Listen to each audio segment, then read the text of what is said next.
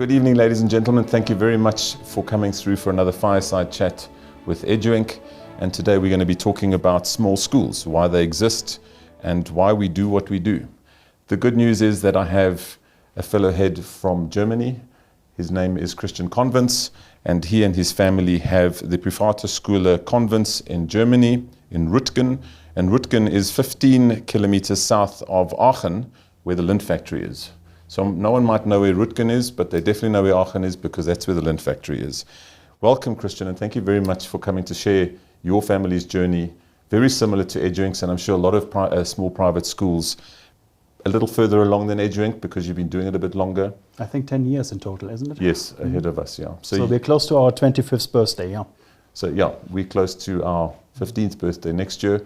So tell us a little bit about why your dad started the school and your origin journey, because I think it's going to help set the context for the rest of the conversation this evening. Yeah, for sure. So also from my side, and thank you for the invitation. For me, it's a pleasure to join this podcast. It's the very first time that I do something like this, except last year in November I was in Nanjing. Yes. And they told me 24 hours before a meeting that they will, the kids who are interested to join our school, and then they said, first on, you have to prepare a presentation, and by the way, it's online and it's live. So, so I have to be creative for that one. So this is much nicer now in a small group, because I come to know in the end this live show was shown up to 5,000 Chinese. So, wow. So that was a new experience from my side too. Luckily, I must not speak Chinese. Yes. It was translated from my German into Chinese, so that was quite nice. Yeah, how it started our journey. In 1995, my father more or less resigned from his position as a headmaster from state schools. He was paid by government for 25 years, and he was always busy to close down schools. So, and he was tired of it because he always took the future for the kids. That is why he said, no, I'm fed up with it, so I want to do my own thing. So in the beginning, we were not a private school, we have been a coaching institution. And at the peak time, we had about 180 different schools in our region, and we supported around about 300 students from these schools, from primary school up to high school, all type of schools and ages. And from this, of course, our private school, we started in 2002. In total, it was 4 kids.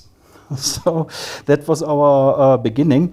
So we extended quite fast. After 2 more years, we had already 65 students. So we had to find a new accommodation for our school.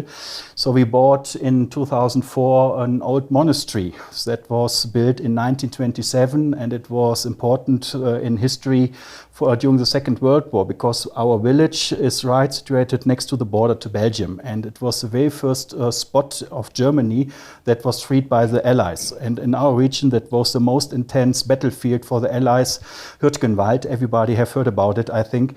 20,000, more than 20,000 Allies died in the battle against the German Nazis.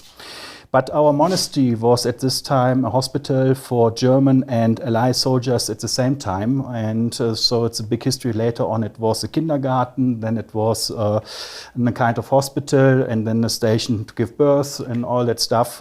So it's lots of history in this old building.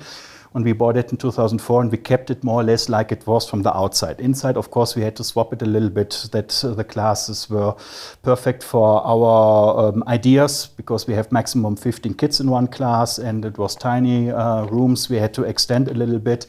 And then we started in 2005 already in this new building with 65 kids.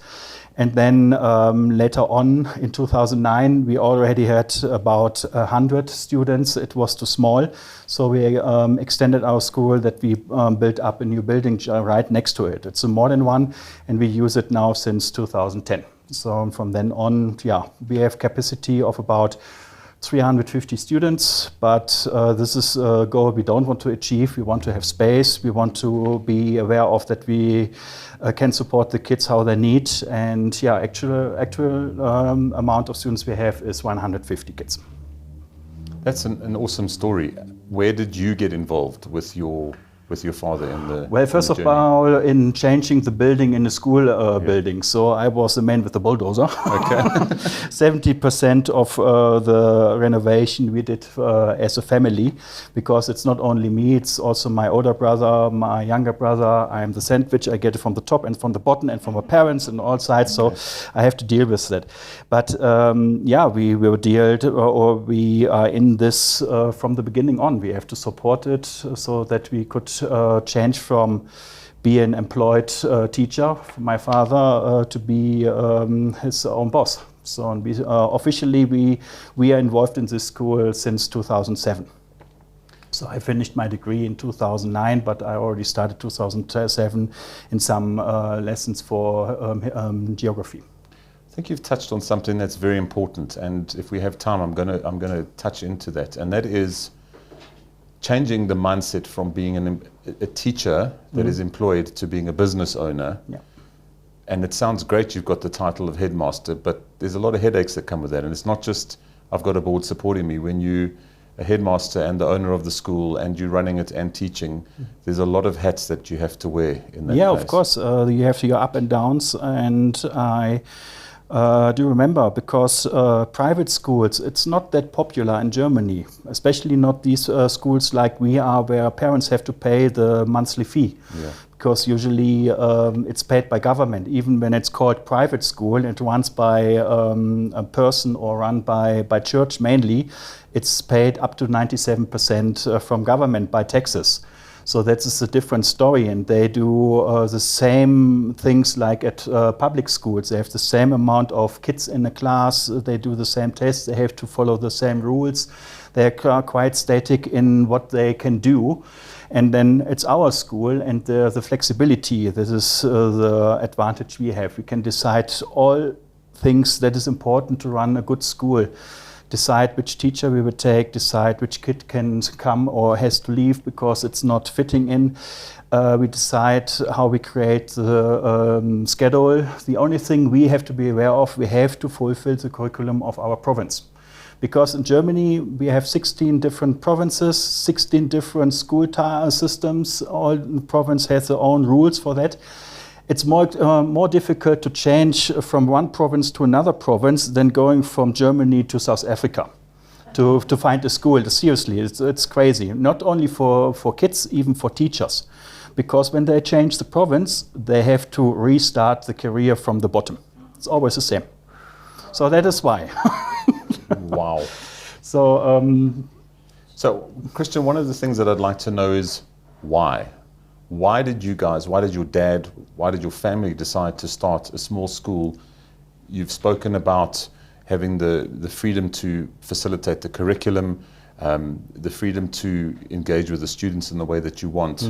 But there has to be a driving force as to why your entire family decided to do this. Break away from the state system, as it were. Yeah, we are close. So my family is very close. We are all living in the same village. The school is more or less in the center. I live 3 kilometers from that, right in front of the forest. My father is staying 500 meters from that building.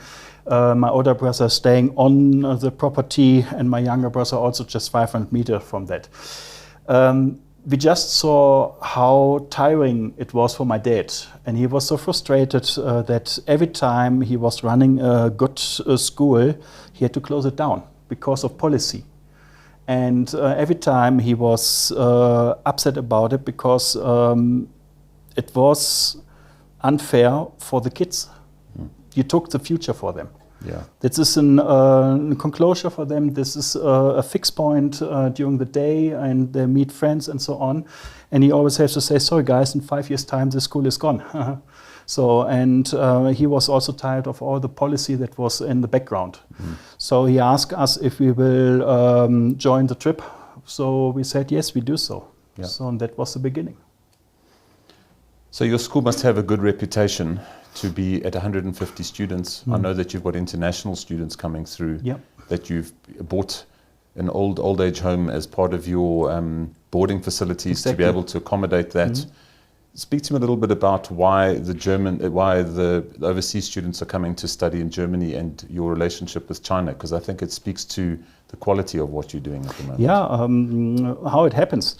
We thought about a boarding school quite a long time, but we didn't want to do it in this typical way like everybody knows. Often it is an old building, a monastery, a castle, or whatever, so, especially in Europe.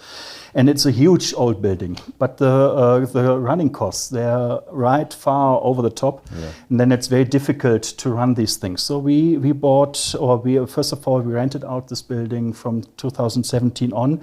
It was, as you said, for senior residents to support them, but they didn't get the permission to go on because the corridors were too small to move beds and so on. So that is why we took over first and checked if it's going to work. And at the same time, China was knocking on our door to ask if kids can join our school. The thing is, most of the overseas students want to go straight to the matric. And the reason why, the high reputation of the German university degree. The diploma or the master degree is highly renowned throughout the world, especially at our place, the RWTH Aachen, the university that belongs to one of the few elite universities in Germany, is highly reputed and well known throughout the world. But it's difficult for international students to get into our system. They had to prove that they have the knowledge of German language. Then when they start, especially from high school onward, grade 11, 12 and 13, we have 3 years time for the matric. They have to run the system like it's written in the school law. That means they write the tests. In the end, these marks will be part of the report for the matric, because throughout the last 2 years, all results will fit into the matric. So 75% of the matric is already done, and the last few tests that are written or will be an oral test is 25%. That will be the final result for the in total. But you're just allowed to have a certain amount of deficits. So if you fail a course, I think the amount is around about 6 or 7 courses throughout the 2 years. It looks easygoing, but we talk about 11 subjects. And when it's not your mother language, it's very difficult. And that is why it's a complete different system in Asia, especially in China. They have more the multiple choice system. They're starting to change it because they realize just learn and keep it in your mind and just make the marks. It's not enough. You have to understand what's going on. So they start to change the curriculum in this way a bit more, that they have to write on their own text and so on. That's very, very difficult for them.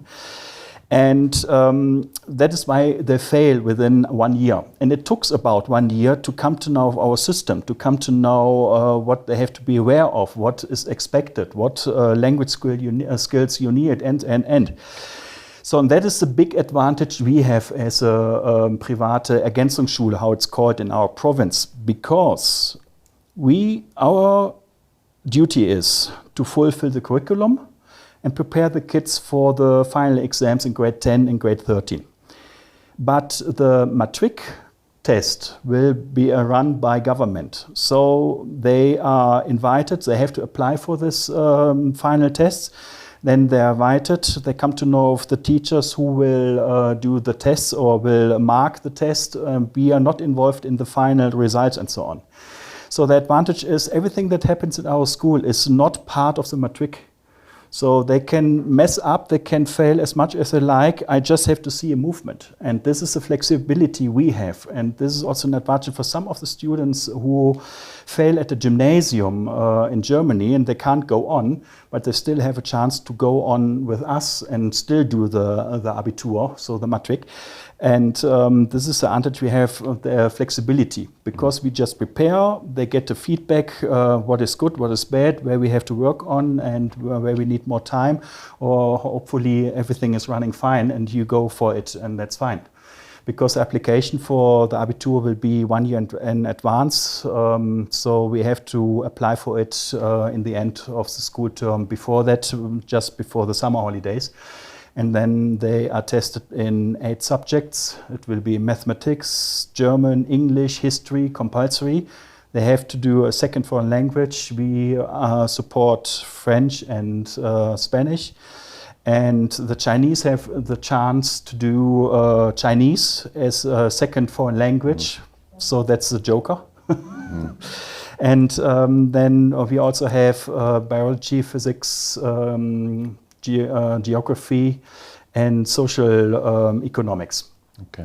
These are the subjects we are teaching at. So as a small school, I mean, we have a variety of subjects, yeah, but we have to focus on some of them so that we can support it. Because 2.5 years for matric, I tell you guys, is not a long time. You have to wake up. It sounds like there are a lot of similarities in the systems. One, we all have a system that we need to fit into and be creative within that system on how we administer the end goal towards a matric, but having the best interests of the students in mind, which often that best interest gets diluted or lost in the big system. As you said, kids are coming to you because the doors have been closed to them in other parts of what's going on.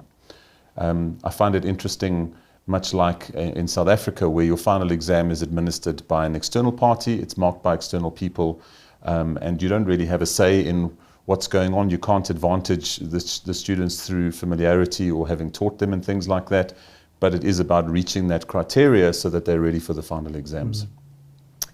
One of the things that always fascinated me was, and why I think there's such a strong connection between your school and ours, is that we also started in the extra lesson space. We started with McGrath, and we had 2 centers, and we started in 2007 with them and built it up. And it was through the parents saying, will you please, teach my kids, they're learning more with you in 80 minutes. It's that pedagogical founding of teaching well and connecting with the students. And then we started the school on the background of that. And Jackson and I founded it with very clear intentions. We wanted to make a difference with a small number of students. You talk about 150 students, 100 students for us, and a lot of the other the small private schools, even within the SASA space, we've said, small schools are defined as 1 class per grade and plus minus 150 students. And it's interesting because that's Dunbar's number, and Dunbar's research was that, and I don't quote me verbatim, but to paraphrase him, was that human beings can have a meaningful relationship with 150 people. Some people more, some people less, depending on their social skills and how they integrate in society. But that's what small communities look like. That's what our school communities look like effectively. And it's interesting that you say that you don't want to get to your capacity of 300. Yes, financially it's great to have that, but you lose the connection of the small kids. And one of the intentions that Jackson and I had when we started and founded EduInc was relationships with kids. Yeah.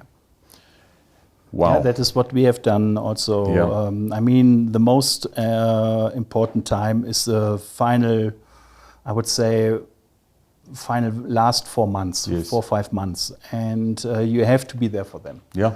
So, and some of the kids at our school who are preparing for the Abitur, they stay after the normal classes a longer period because they know I'm in my school from 7 to 7, and they just sit and join, have a coffee with me, and then they work on their own. If they have questions, we try to solve the problem, and some of my teachers will be around to help them immediately. It goes up to that some of the kids got the key from us. This is quite uncommon in Germany. It's also uncommon that the family runs a school. It's not typical. But we also gave them a key. They let me know when they enter. They know how it works at my level, the coffee machine and so on. They just work. Because they say they are irritated at home. First of all, the parents. This is always a pain. So I can understand that. But you have to see the parents don't know what you're doing. Most of the time you're awake, you stay at EduInc. Yeah. The same at my school, they're more awake. They start at 9 o'clock in the morning until 3:30 in the afternoon. So they have in total throughout the week 37 hours. So that is, of course, I see the kids more awake, and of course I know more about the kids like the parents do, and that is why this is a very close relationship. Some of them honor it, some of them they don't care, and the others, yeah, you can't help. Yeah. So that's it. That is our social system, and I just see what's happening right now at state school and how it changed since or in early days. It was more that we got application from grade 9 onward, because then was the pain so hard, because it was close to fail the first important test. So they changed school from state to our school. And then some of them moved on to Abitur at our school, or some of them went back to the state school again for a couple of weeks and said, no, I'm coming back again. I see the advantage, They come back again. And it was also just the lower education system, so we call it Realschule and Hauptschule. This is the lowest school degree you can have. So, but they get rid of these school systems. They mix it up. So they mainly it is a so-called Sekundarschule or Gesamtschule. It's a mixture of all type of skills of kids from low level to high level knowledge, and that's the thing. And the parents now realize that state system is not running like they have to run. And since last year, January, every week at least 2 or 3 applications come through, and it's all gymnasium. And this is a high-class education system in Germany.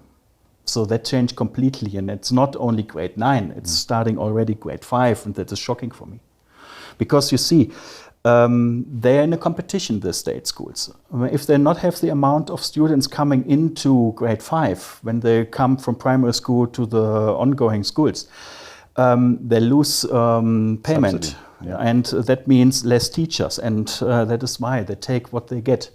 In gymnasium, it's not allowed to quit kids in grade 5, but after grade 6, and then they start. And after COVID or during COVID, it was by law forbidden to let somebody leave or just keep him in one grade, even if he failed the year. They had to move on. So that happens now, that they kick them out more and more, and some schools can't run the system they are forced to, because lack of teachers, lack of time, the facility is not available, a huge amount of students they can't support, and the overall problem is... Christian, it's absolutely fascinating hearing you talk about the system, because as we know, we can have the best curriculums in the world. You know, South Africa's got a fantastic curriculum. I know. You had my man, with the heart, 80s. First transplant. And German curriculum is a great curriculum, but the system fails. And it's, as you talk about processes and politics and things like that, it chases teachers out. It causes heads to make decisions based on finances instead of the best interests of the students. And I think that's one of the key elements of being a small private school in general, but a small private school, is that we can put our students front and center. And I think that's where our hearts lie. What I'd like to do is just hand over the mic. There's 2 heads of small schools here. Just very briefly, please, share your quick journey with us, how long you've been going and why you started your school and why you're in the position you're in right now. Please introduce yourselves and then just share the quick story with us, please. Okay, no problem. Thank you, Gershom. Thank you for having me. I was glad to get the invite. My name is Lauren Edmonds. I started a school in 2013. We are a very small school. I don't take more than 20 kids in the entire school. We are very specialized and niche in terms of neurodiversity. Post-COVID, we focus a lot more on autism, non-verbal autism, level 3 autism, non-responsive ADHD, anxiety, trauma. So I've got children who, I need 5 kids in a class, and I need a teacher plus an assistant. And the interesting thing with small schools, and it's interesting, it was about 10, 12 years ago, all the schools that are small schools that are still around started then. or at least when they started, then they're still around. Yes. And doing very specific work, I find, rather than generalized, because the system handles the generalized work. Yeah. And I feel like there was such a strong need 10 years ago and nothing was meeting it. And I think a lot of schools started then on the back of, there's nothing else out there to help me. So I was a mom, and I just felt the system was letting me down over and over again. And eventually I said, never mind, I'll do it myself. 4 kids. And been doing it now for 13 years. But it's very niche. And I think that's what's the power of small schools, is the nicheness of each school. Yeah. That we don't model each other. We have an avenue and a path, and we're driven by heads and the vision of that. And that's why there's a lot more of a collaborative space in the small schools, because we're not competing with each other. Yeah. And in fact, we're trying to collaborate, because yeah. I'm trying to find schools I can turn my kids to when we've done our intervention. Yeah. And my promise to the parents is more choice, Yes. not a specific thing. Yeah. Because they come to me with so little choice. I get a lot of children who come to me, they're broken. Their self-esteem has been broken by the system, not deliberately, but it happens that way. Yeah. So if we can build them back up, strengthen their character, you spoke a bit into that as well. I think we can all support the child, because in service of the child. That's exactly what it is, being in service, yeah. Mark, thank you for sharing that. Mark, can you share quickly your journey? I'm Mark Loon. I'm from Kairos School of Inquiry. And we started in 2011, so 2 years before you. I think, well, it's 2 years before us. 2 years before you as well. 2013 as well, yeah. And it's interesting because I also started with originally 3 kids, but in the first year we had 4 kids. And the reason why I started essentially is because I didn't feel that I could fit into a school. I didn't have a school that I fitted into myself as a teacher.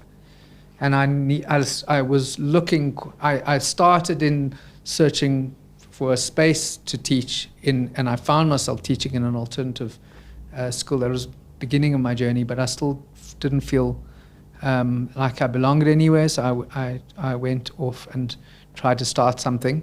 And I had 20 children in 2009, and it was just too difficult to all jump in. And finally I just said, end of 2010, we're starting no matter what.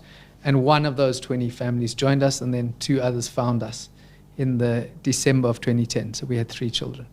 So you started the school because you didn't fit in, and attracted the people that didn't fit into the big system because of the way that you were thinking about education. Am I understanding it correctly?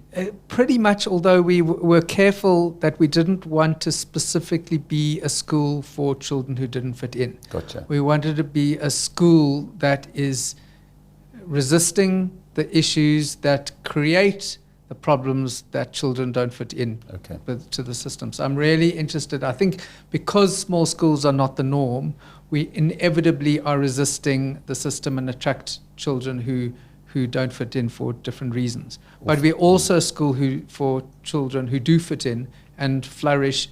They could flourish in any school and do, but they choose us. Yeah. And I think it's helpful to mention a little bit of my background to why I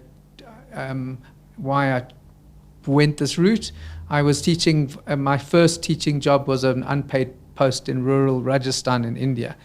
And I loved it, and it was the most incredible, inspiring space, because basically I was totally free to teach and without curriculum pressures, and I was very free to be a teacher. And on my headmaster's desk, there was a book called School is Dead, which was a brilliant, eloquent polemic against the school system set in 1971 in the Vietnam War of America.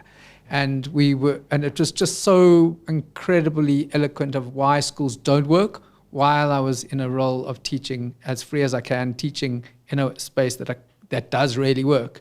And so that was one of the huge influences. And I finished the book while I was teaching there, and realized I held the book up in front of me, and I said, this book is going to change my life. And then that's 30 years ago. So it was a huge influence for me. And I also met Marshall Rosenberg, who introduced me to the idea of nonviolent communication. And that's, I think, the essence of our influence in our school. The curriculum is rooted in an idea that there is a way of communicating to each other, teacher to teacher and teacher to child to child, that is aspiring for empathy and nonviolence in a very deep way. It's interesting that all of us are talking about not just being a small school for the sake of being a small school. There's, in the research for this article, out of South Africa specifically, a Stellenbosch University research saying that reducing class sizes on its own doesn't improve results. It's reducing the class sizes, having a specific pedagogical goal and mindset in how you are going to facilitate the curriculum, and then creating an intentional culture within your school. That being relationship-based, that being family-based, that being creating a space for kids to come to. In your case, the non-verbal, how did you articulate? Non-violent communication that creates the magic. Yeah. If it just, and it was also emphasized, the Gates Foundation put 1.5 billion into funding small schools in the US, and some of them had phenomenal results. Bloom's 2 Sigma results, but there are other schools that didn't. They just stayed exactly the same. And the research showed that it was because of the intentionality behind the pedagogy and the culture of the school that made the difference. So starting a small school and people saying small numbers in classes are what results in improvement is not the default. There has to be a culture and a pedagogical backbone to make that actually work. Yes, Mark? Gershom, I think there's a thing about small schools that because we are not the norm, and because we're not just simply a replication of a big school that suddenly pops up, we are pushed to innovate. Yes. There is an intrinsic pressure in order to survive, in order to be distinctive and push ourselves to push the envelope. I'll take that one step further and say that we have to justify our relevance or our existence through our relevance. And that innovation is driven not just for the sake of innovation, it's driven to remain relevant in society, and we are able to respond to society's needs better than what big schools are. Because we are more nimble and our existence is about staying relevant for our families and communities, that's why the innovation takes place. Not because we just want to innovate for the sake of innovation. Whereas large state schools, the politics behind them, they don't get the opportunity to innovate and facilitate the curriculum as it's needed through modern, demands. The kids that we taught 13 years ago and what they needed is very different. The families are very different from what the kids today need. What I'd like to do is I had a plan, but I'm going to jump it around a little bit. What I'm going to do is I'm going to do a little bit of myth busting because we're in that space, and give the kids some space to talk around this. The first thing is that when we talk about small schools, a lot of parents, their knee-jerk reaction is that small schools don't offer proper socialization for students. Apparently you guys are not socialized well, you don't interact well with your peers, and that your world is too small and that you're in a bubble. And I'd like to know what you guys say about that, and I'd like all your input. And just for sake of Henry being involved in that, can you just translate that to him quickly, and then when he gets his turn to speak in German, that you can translate back so his thoughts are articulated properly. Ja, also warum du die Schule gewechselt hast, von der staatlichen Schule zu uns, das, was ich dir eben schon so grob gesagt habe. No? Dann kriegst du dann hin. Ja, he wants to start. It's okay, perfect. Cool. Ich bin Henry und ich habe die Schule gewechselt, weil das Schulsystem in Deutschland nicht so gut ist und das mit den Lehrern und alles nicht so gut geklappt hat und den Schülern. Und die Klassengemeinschaft ist jetzt besser in der Privatschule. Ja. So he came to us in the end of grade 7, beginning of grade 8. He's now joining grade 9, and he struggled at state school because of the amount of students in one class. He said what you say, the relationship and the socializing in big classes is better. He said he struggled a lot because there was big fights, and also we all often hear the word mobbing. So the intense nagging of children between each other, and they're not stopping. This is an issue on state schools, we know. I mean, at all schools it will happen.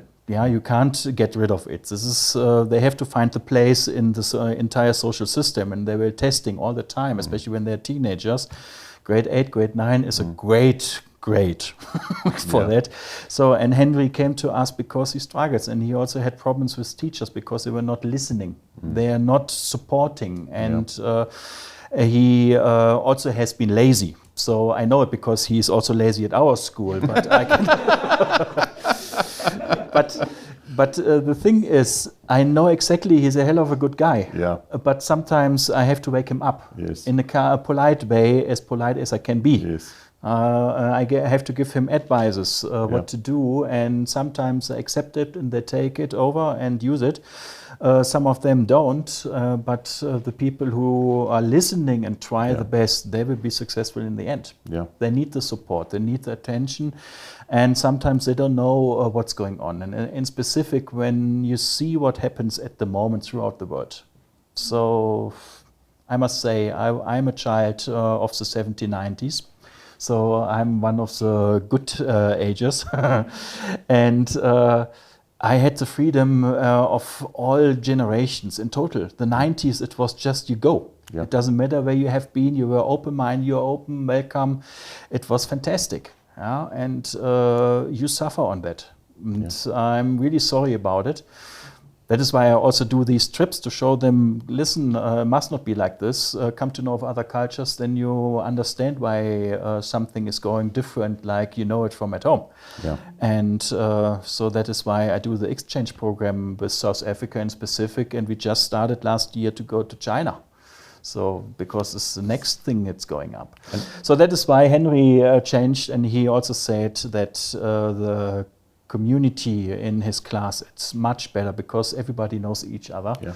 Of course there's a troubleshooter in, but you can control it in a better way. Yeah. You can better send them to the direction they need, but they are free to observe and to see where the position will be they have to be in, and find friends and so on. And for us it's important, we are not working only with one grade.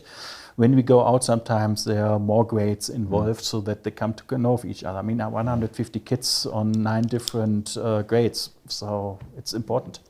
I think that is going to be echoed by a lot of what the EduInc students are going to say. Anybody else want to speak up here? Jesse, yeah? So, I joined the school in, say, grade 5. And beforehand, I had no confidence in myself. The larger schools completely destroyed me. I didn't think I could do math. My English was falling behind. And I just didn't think that I was going to make it through the school system. And then I came to EduInc, and Mr. A sat me down and was like, you can go back a grade and you're going to do well, or you're going to struggle through. But either way, you're going to make it. And after that, I was like, well, I'll go back a grade. Went back a grade, and well, now I do very well. You could say top of the class. But and then as for the socializing, I think small schools are so much better because you hang out with a bunch of people that you might not necessarily hang out with if you were anywhere else. And you're put into these situations, like I'm put into a class of some pretty crazy people, but we all get along and we all work things out amongst each other, and we're incredibly tightly knit, and it causes a very tight bond. And any problems that we have, we can always sit down with a teacher and just air it out. Where in a public school, you might just be told, I don't know, go outside. If you keep doing this, we're gonna have to send you to detention, or you're going to have to leave the school. But here, we can just air out our concerns and have a civil discussion. Yeah. Thank you, Jesse. I really appreciate that. Paola, you're up. Seeing as we're going on a line here. Good evening, everybody. My name is Paola Stella. I joined the school in 2024, so that's grade 9. I think the reason I came to like the small school and the social points and all of that was because I did struggle, especially academically in the big schools. I think what I realized is, especially being an EduInc, the big schools don't really care. They just teach. The teachers just teach because that's their job. They have to do it. They get paid, whatever. If you get the work, you do. If you don't, you don't. And I think that's why I love EduInc, because I can go to a teacher if I have a problem. I can go for extra lessons, and I have been doing really, really well in EduInc than what I've been doing in other schools. And I think socially, yes, we are a small school, but I've also noticed is you'll find a grade 5 hanging out with a grade 7. Like my group, we have grade 4s. Okay, no, that's a bit hectic, sorry. We have like, we have like from grade 9 to grade 11. We all hang out with each other, and I think that's also really, really special. And like Jessie said, we're very tight-knit in my class, especially. When we have problems with each other, we speak it out. And I don't think the social point really is a very big thing. Yes, we might all miss like the big schools and the inter-houses and all that, because I do. Like I miss the sports and all of that. But there's obviously alternatives, so yeah. I know that Jesse's got friends. He's talking about his friend that he's got online from Germany and things like that. I know that when we have EduInc functions, there's a lot of kids that arrive here that I don't know who they are because they come from other schools, but they're part of your friendship group or other people's friendship groups. Just because you in a small school doesn't mean your social network is only in a small school. Yeah, it's definitely that. Like I've got friends outside of school. It's actually very funny. Vincent messaged me and asked me if I was coming on the trip to Germany because he wanted to see Aria and JP and us all again. And sadly I did say no. But, it's the friendships that we make along the way. That's especially why I like when the German guys come to the school, because we make friendships. It's very nice. We all socialize. But like I said, we have friends outside of EduInc. Well, I do, and I know everyone else does. Yeah. Thank you, Paola. Thank you, sir. That. JP? Originally I was in grade 10, but then I got told I was going to have to go back to grade 9 because there were a lot of gaps in my knowledge. And I think that helped me tremendously as at the end of grade 9, I got a 70% average, which was not really a thing for me when I was at St. Stithians or whatever.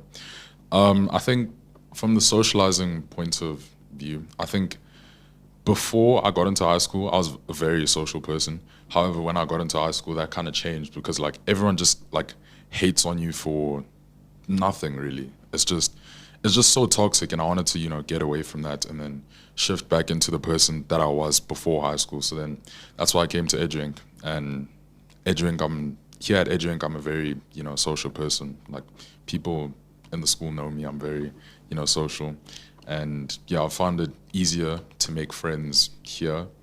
It's not that difficult to talk to people anymore. And yeah, with the teachers, I have a very close bond with some teachers here in the school, as opposed to at St. some teachers, most of my teachers didn't even know my name, so which was like a bad thing. And yeah. Thanks, JP. Miles, do you want to add anything to that? Thank you very much. Morally obliged to at this point. Everyone else is gone. I joined EduInc in 2018 in grade 4. So I've been here for a very long time, I'm now realizing. To say the least, the support that I've gotten in the school is unparalleled to where I was. Most of what I'm wearing, I would not have if I wasn't in the school. With regards to the social aspect, you certainly make fewer friendships. However, the friendships that you do make are a lot more meaningful and I would almost say more authentic relationships than just the bare superficial, your friend number 200 of 3,000.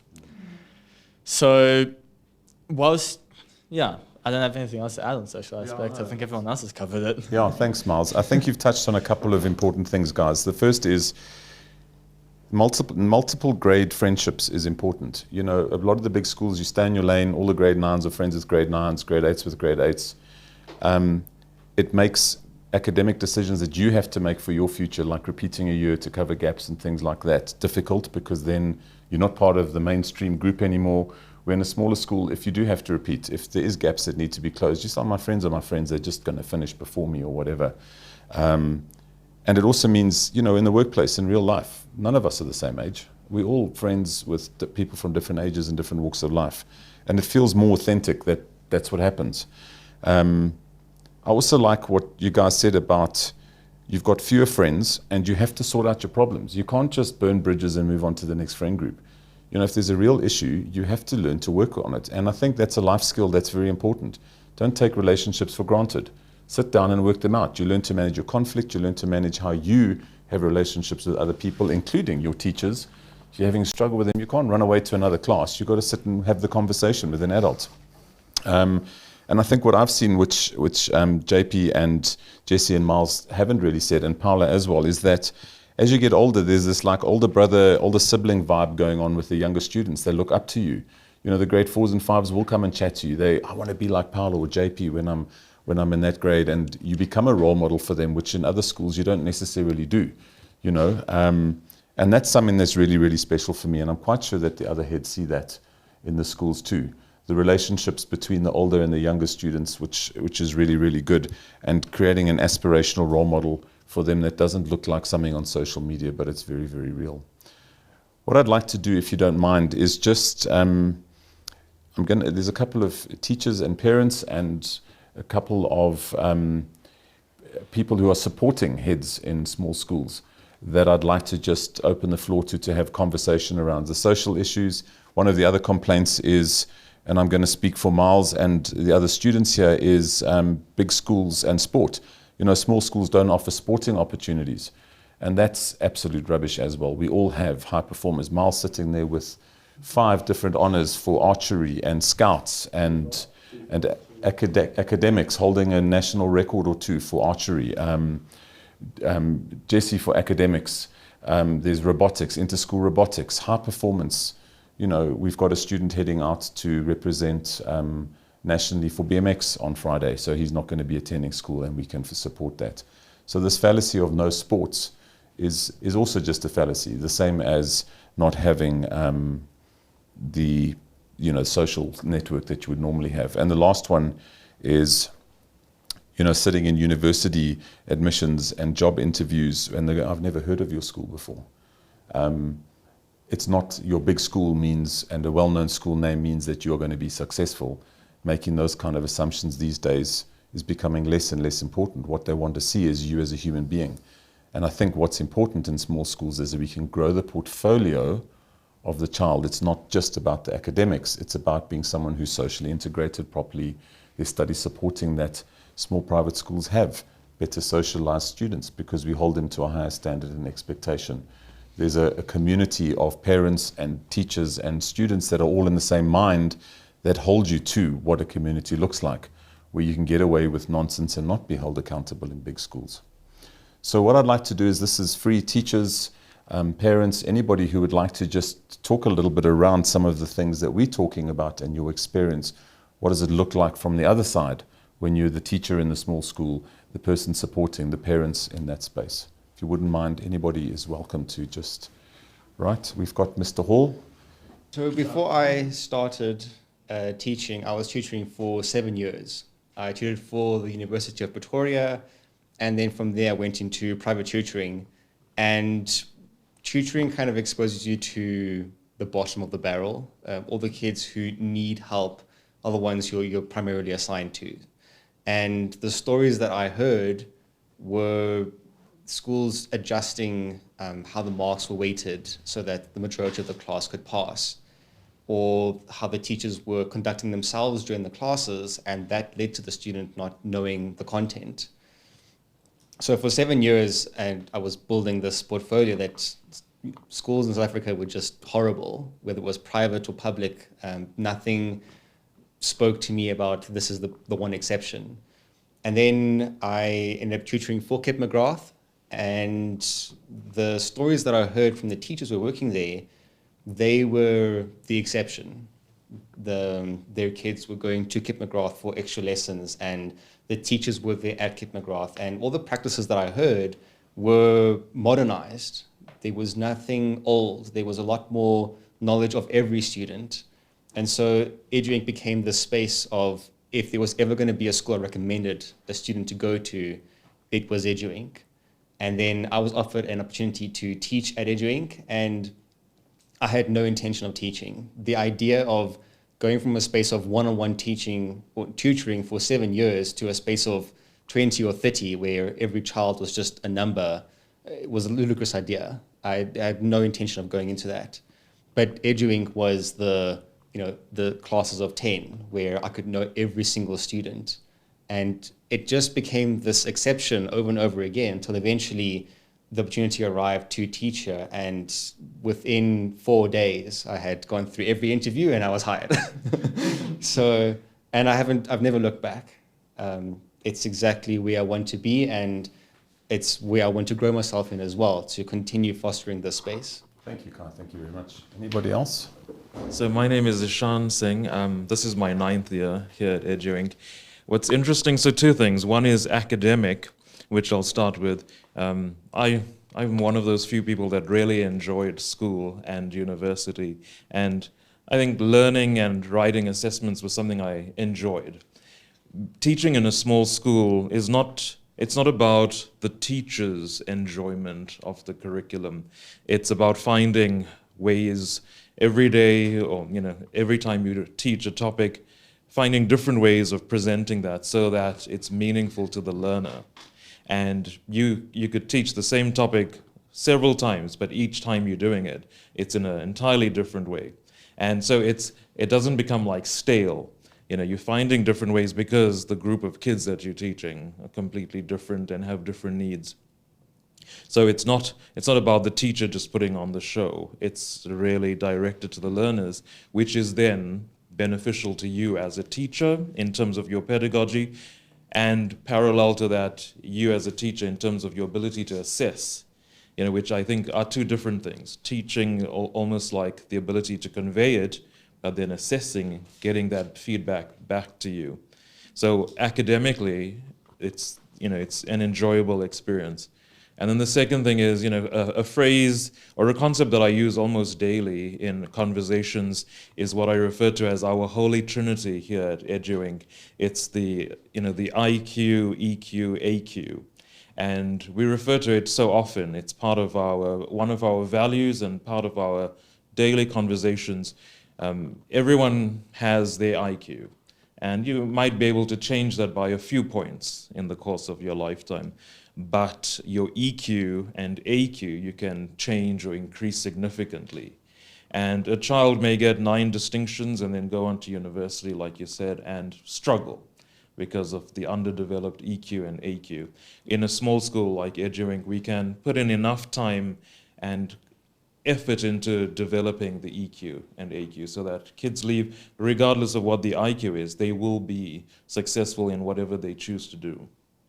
And I think that's reassuring. If you have some massive IQ, good for you. But without that strong, like tractor wheels of IQ, EQ and AQ supporting you, that's not going to just translate into success. And in a space like this, we can put in the time and effort into that. Thanks, Mr. Singh. I want some talking from this side of the room. Patty, Mary, can you give some input there? Okay, good evening, everyone. My name is Patty, and my colleague Mary and I have a look into lots of schools across the region, across the country. And for me, one of the things that stands out in small school spaces is the passion of the owner, teachers starting those schools, where an owner and the people around him, her, are in that space. They have a vision, they have a mission, they have such passion for the children, the parents, the success of that space. And that definitely stands out. I mean, educators overall are usually driven by passion, and they know why they're there. They're there to serve. They have a very, very big clarity of purpose across all our schools. But there's something very special and innovative in the leaders and the teachers in our small schools.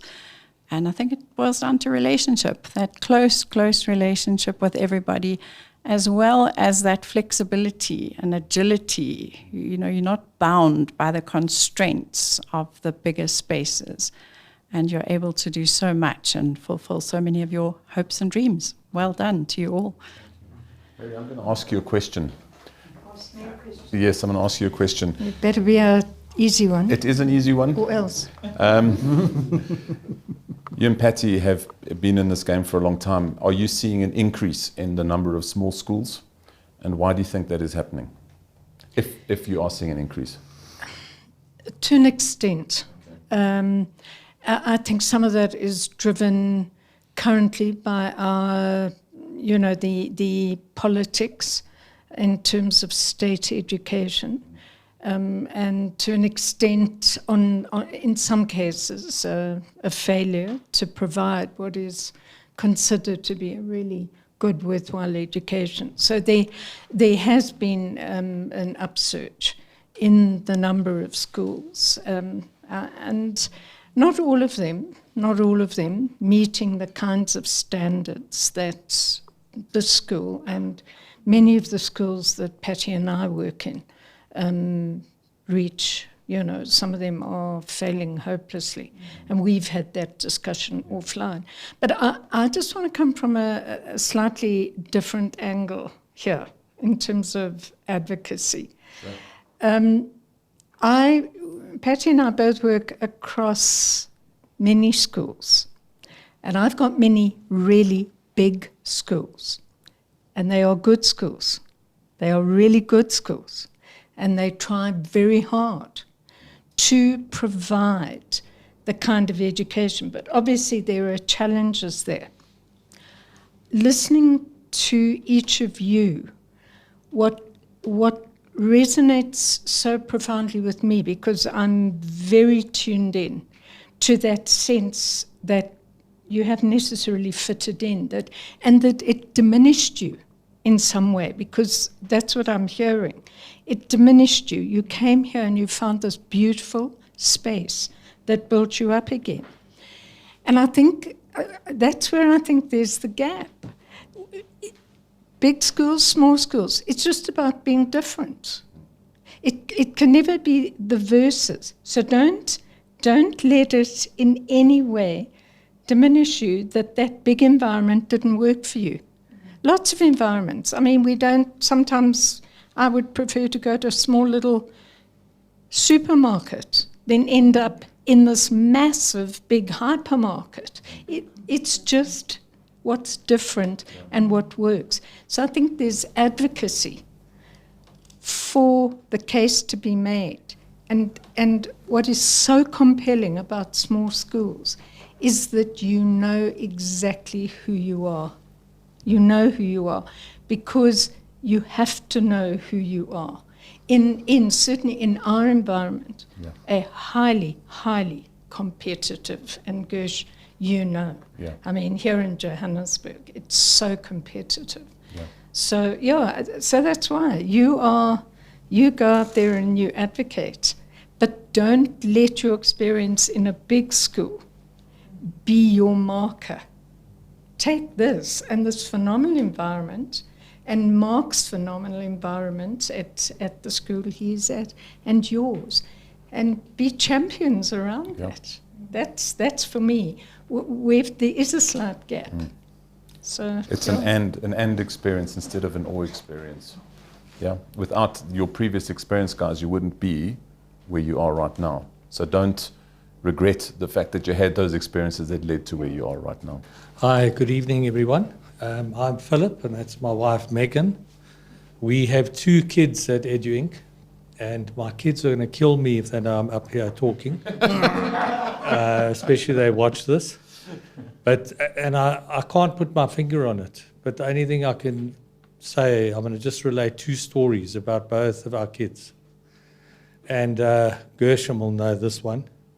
So when our son came from remedial education in grade 4 to EduInc, we were just looking at a school with small classes, simple.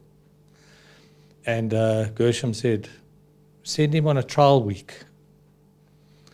So anyway, he came for a trial week. Jesse was his mentor, I think. And this child cried the whole day. He wouldn't let me go. Eventually Gershom said, just get out of here. Come fetch him at 2:15. Came to fetch him at 2:15. He was the happiest kid I've ever met. and I don't know what it was, but and I'll come back to figuring out what it was later. Then he's been here for 4 years, and he's been very content. He's had his issues, but he's fitted in, and he's happy to come to school. Then our daughter went through a bad patch at college, a bit of bullying that was going on at a college she was at. I'm not going to mention names. And anyway, I contacted Gershom. He said, let her come and do a trial week. But before the trial week was offered to her, Megan and I had spoken to her in detail about coming to Edu Inc. with her brother. And she said, I will rather die than come to my brother's school. I will not go to Edu Inc. Anyway, she came for the trial week, and I can't remember who her mentor was, but come the end of the day, she absolutely loved it. And she went back, and now she's been here for over 2 months. And the only thing I can, like when I say I can't put my finger on it, is that the school offers a mentorship approach.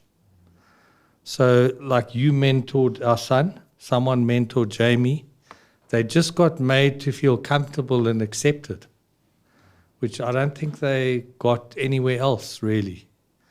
And I think, I don't know, Meg, is there anything else that... No, this is like going to be a family.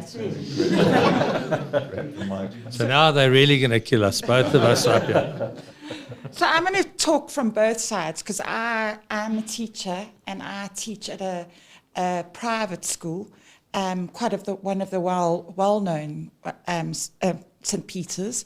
So I'm coming from that side, but we've got our 2 children here. And Gersh, I just want to ask when grade 3 is coming, because I want to come here. Okay. So what, for me as a teacher, 26 children in my class, I'm looking for happy children. And my 2 children are happy. They can't wait to come to school. So I think you're hitting the nail on the head by having happy children. And when I drive and pick Jamie and Chad up, everyone's coming out of the gate and they're happy. And I think that's the most important thing. So thank you. Yeah. Thank you very much. I really, really thank all of you for sharing your experiences. None of this was scripted. I just said to you that I will be handing you the microphone, and I just want honesty, and that's what this conversation is about. And I think Mary nailed it on the head when she said, it's not an or, it's not a versus, it's a them and an us. It is, where do we fit in the ecosystem? And I just want to reflect as we close off something that Christian said when he started. He said his dad was sick and tired of closing schools. And I think one of the things that is very important to remember, and it came out in one of the studies in Australia when they were closing small schools and fitting them into big ones, is that parental involvement collapsed overnight. In a big space, sometimes you don't feel that you're part of a community, you just feel part of the machine. And I think that we are realizing more and more that parental involvement is very much part of that. A community means the village raises the child. You know, the parents have their role to play, and the school has their role to play, and often we lean on each other. The kids have their role to play, and they lean on us. And sometimes those boundaries get a little blurry based on what the family's going through and where the kids are. But ultimately, everybody plays a very, very important role in raising the child. And it speaks to what Ishan was saying. It's not just about the IQ. We don't care just how much water you've got in the dam, but can you access that water through being able to apply yourself and work hard and have the emotional intelligence to understand who you are in relation to the people around you and be comfortable in that space. That's very, very important. So closing schools is not just a maneuver of here an engine shuts down. It affects a community because, as you said, Christian, we see the kids for 6, 7, 8 hours a day. There are kids who have, like Miles has, passwords to get in the gate and come and do archery, and the school is his space to come and do things. And school is seen as a safe space, like a community center, where children can come and learn and be curious and frustrated and things like that as well, which is important. I think that let's talk a little bit. Are there any final words that you would like to add to this conversation? Any reflections? Yeah, I started with the exchange program to South Africa 2007. And from then on, I met quite a few schools. So my very first day in South Africa was 2000 to do my sport.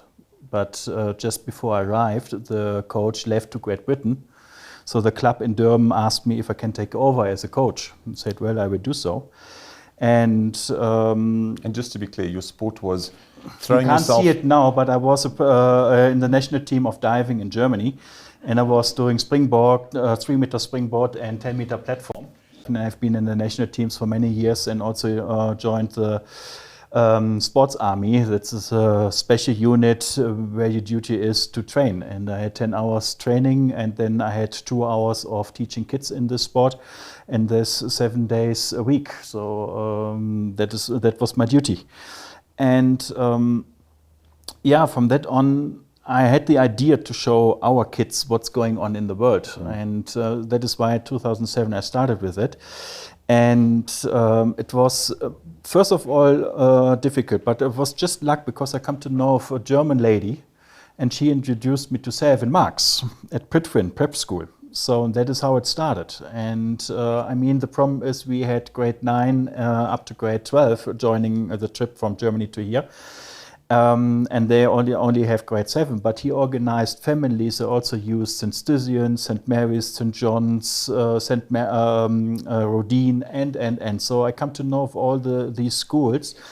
And then I moved on to meet Theodor Herzl in Port Elizabeth. And now I also have, since COVID, when I met Gersh the first time, I also went to Cape Town to extend the exchange program to show my kids the proper life of South Africa and how it works. And not everything that is golden is great in Europe. You have to see the opposite of the world also to understand what's going on. So, so I come to know of Jan van Riebeck School. It's an Afrikaans school, and so it was quite interesting for my kids to go there. In the end, they say, now I understand the Chinese kids at our school. I had no clue what they were saying. But in specific, what inspired me to make the bond relationship, meanwhile, to education was the family.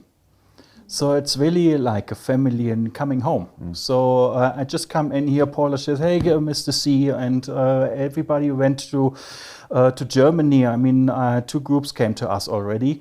And I have been here now the 4th time. This is a bond relationship already. And it's great to hear that you're still in contact with the twins. So one of the twins, the other one didn't want to join, but he came, and that's great. And this is my intention. Yeah. So that is good, and there you see, it's not an issue of size of a school to get friends and relationship. It's an issue of try it. So that is, it comes out of trying, but I used my private network to create this exchange program. Yeah. And I just remember when I said to my dad, I want to do it to South Africa. He said, you're crazy, none will join. And I said, we'll see.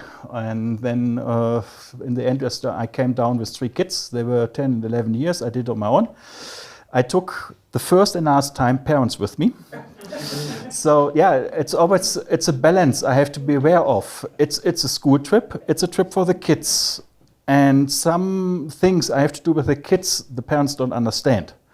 And then the discussion starts, and then I lose the time for the kids and so on. But I wanted to get started. Meanwhile, about 300 kids come with me to South Africa. So it's now, I think, the 22nd, 23rd exchange down to South Africa in total. There was just a gap because my wife got sick and then COVID. And I was lucky that Selwyn introduced me to Jax and Gersh so that we could start this relationship. And it's not only exchange, it's really like, it's feeling coming home. South Africa is my second home, that's no doubt. But this is special for me, and I'm really looking forward every time to come to South Africa for that. And that is, I must say, thank you for that you are open-minded and have the same idea like we have, so that we can give something back to the younger generation. Yeah. I think it comes back to a couple of things, and I think this is going to be the closing, the mic drop. You know, small private schools, education is an investment these days. It's a lot of money.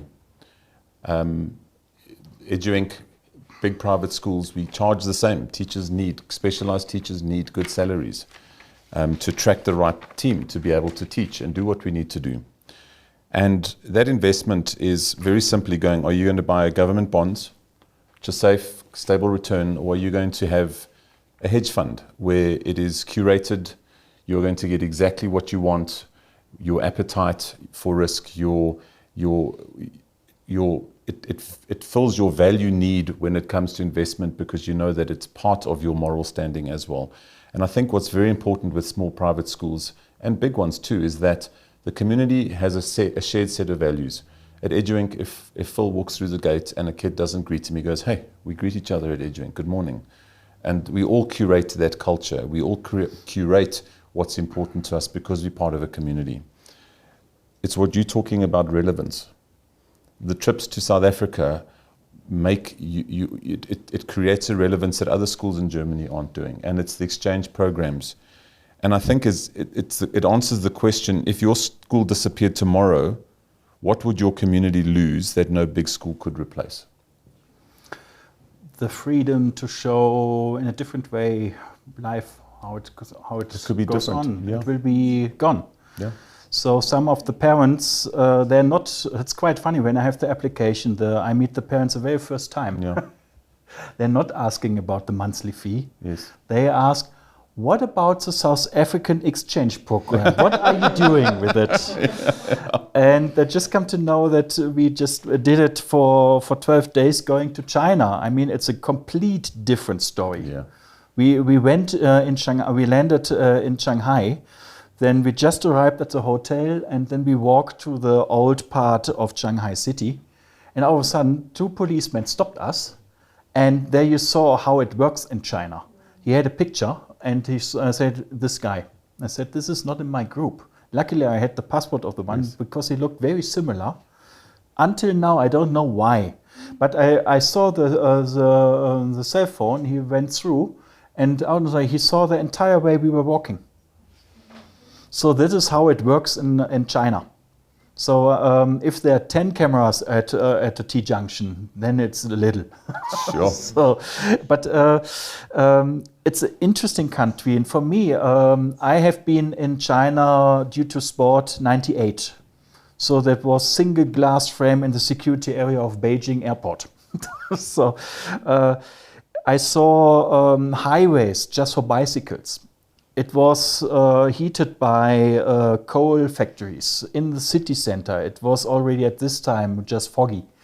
And now I see Shanghai, modern, state of the art, on time. The trains, not like in Germany, but there it runs on time. When they say they leave at 2 o'clock, they leave at 2 o'clock, yeah. and they arrive at 3 o'clock, they arrive at 3 o'clock. It's unbelievable how they organize the amount of people. I mean, Shanghai, the street, we were situated with our hotel right in the center, Nanjing Road. This is the most, one of the most important shopping streets of China. On a weekend per day, 1.7 million people are passing the street going shopping, up and down. It's a strip of 2.5, 3 kilometers. So it's unbelievable the amount of people they are controlling and organizing. Yeah. And this is a complete different world. And I was there, and because the visa restrictions are little at the moment, you don't have to go to a huge application thing to get a visa. You can enter as a European for 30 days with a visa-free entry. So it's automatic when you end up. So my daddy is trying to get hold of me. I ignore him. No, daddy, not now. I wanted to show it to kids, and that was the greatest opportunity. And now they already asked me, when am I going to China again? So it's that's the thing, and this is the most important things we should do today. And this getting loose when a small school like we are will fail and will gone. I mean, the flexibility was always the issue, or the thing of sports. In our schedule, there's no sports lessons. It's completely different in Germany. You're joining a club, and in the club you do your sport you are interested in. So we concentrate on the base of knowledge, the subjects we need for the final exams in the end. So, but we also have kids. They are on a high level in the national team and so on. They struggle at state school because they don't get the support. I know exactly what I'm talking about because I have the same issue when I was in a gymnasium. Yeah. And luckily my headmaster was supporting me, and he always says you get free when there's a competition, because I was traveling throughout the world. The only continent I haven't seen due to the sport was Latin America. Everything else I have seen. Yeah. And I had this specific lady, she was highly professional in tennis. And there's it's important to get the amount of training to come to the top level. And I said, well, you can do your sport as long as everything is fine, and I'm sure that you will pass the matric, because I know exactly when you have an incident and you can't go on with your sports, that's done. And then you need a plan B. But I organized it for her. She has been at our school for 1 week, joined the class, and then she was 1 week off. She got the exercises she made in between the training and sent it to us, and then it's done. And it worked out perfectly. She passed matric. And the thing is, 2 years later, she has struggled with the ankle. She tore this, and that's it. Now she can't do her sport anymore, just as a coach. But she has the matric. She has a matric, she has plan B. Yeah, that's important. Yeah. So I think as small schools, our mission is to ask, if we disappeared, what would people lose? Because that is where we're relevant. And I think that's what keeps us motivated to go forward. And if we can't answer that question, then we have no purpose. And I think that's what makes the small schools unique. And as we've discussed and discovered tonight, we offer something that other schools don't, each one unique. And what makes it a beautiful space to be in is that we're not in competition with each other. We can support each other and be part of a bigger community. Because if I don't find the child, well, if the child doesn't in the trial week find a place where it can fit and is not the right place, we're not forced to take the child. We can say, I do know somebody who I can recommend who is exactly what you need, and do so with confidence, because that's where the relevance comes in as well. So thank you very much for your time tonight. We really, really appreciate it. And thank you very much for sharing honestly your thoughts and part of the journey. You have no worry about your kids watching this and getting into trouble, because they don't listen to podcasts. That's what old people do. So that's fine. Don't worry about it. Just don't tell them. We won't tell them, okay. Thank you very much, ladies and gentlemen. And thanks once again for a great fireside chat. We really appreciate it. And Christian, for sharing your side of the pond. And quite honestly, it doesn't sound any different to ours. We just have much better weather here. Mostly it has been raining all day. But we have the best chocolate. Yeah, that's also true, just up the road. Thank you very much, ladies and gentlemen. Good night.